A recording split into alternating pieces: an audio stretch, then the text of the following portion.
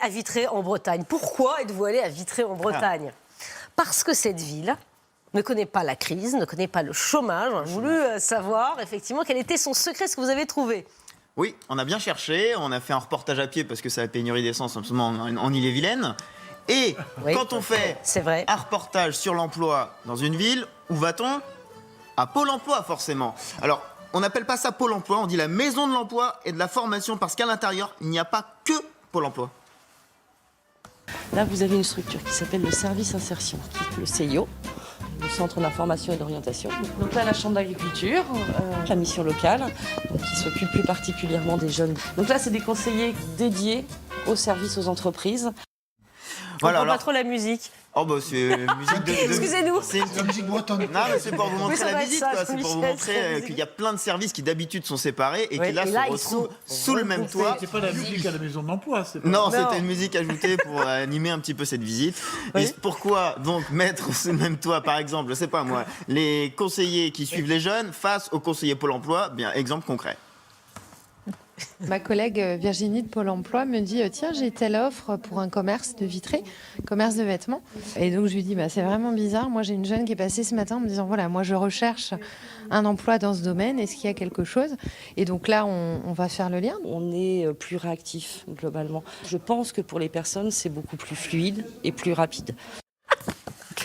Benjamin, ce qui est formidable à Vitré, en fait, c'est que les gens se parlent. C'est que les entités sont groupées dans une maison de l'emploi, effectivement. C'est le bon sens. Peut-être, oui, c'est le bon sens, effectivement, que la communication est peut-être plus fluide. Est-ce que les entreprises suivent aussi? Parce que c'est bien, effectivement, que le pôle emploi fonctionne, mais les entreprises? Oui, il y a des liens aussi entre les entreprises et Pôle emploi. Prenons l'exemple d'une entreprise qui travaille dans la maroquinerie, qui a besoin d'embaucher, mais qui a du mal, effectivement, à trouver des profils experts dans la maroquinerie. C'est vrai que c'est pas évident. Donc, ils ont accepté une nouvelle façon de recruter, sans aucun CV. On ne regarde pas le CV, on fait un entretien et on détecte les capacités, la motivation, et voilà ce que ça donne. Donc là, on a au total 24 personnes qui sont en formation. L'intégralité, en fait, n'avait aucune connaissance ni aucune expérience en maroquinerie. Magali, par exemple, qui était vendeuse auparavant, si on recrutait sur CV, si une vendeuse postulait chez nous pour un poste de maroquinier polyvalent, évidemment, le CV ne serait même pas étudié. Voilà, donc une formation au sein de l'entreprise qui débouche, sur des embauches. Et ça fait un tiers du personnel sur le site de l'usine qui est recruté comme ça.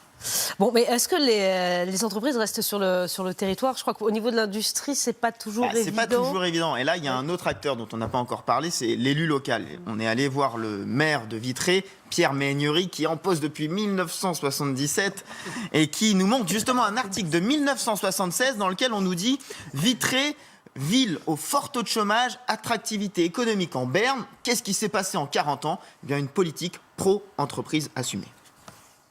Avoir une fiscalité de 25% inférieure, ne pas demander de versement transport aux entreprises, et le transport est gratuit à Vitré. Parfois, construire pour lui, quand il n'a pas les moyens, un bâtiment. On a construit 31 bâtiments industriels. Nous avons pris des risques, mais ça a marché.